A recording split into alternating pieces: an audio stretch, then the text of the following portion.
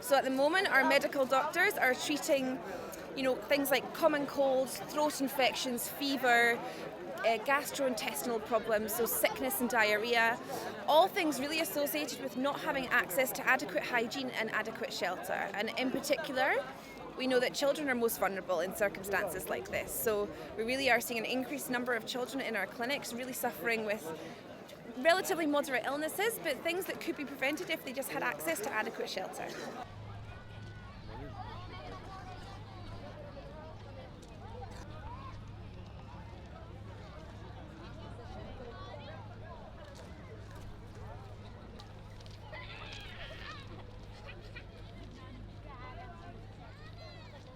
The situation is very dire, as you see over here.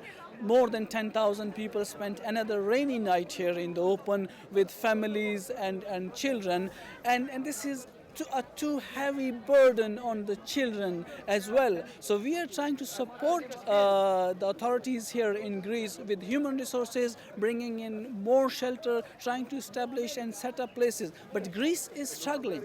This is very important to understand, that Greece cannot cope alone with this issue. There needs to be support from EU, and that support needs to come quick. Otherwise, we are afraid that we are already into a humanitarian crisis where pressure is building.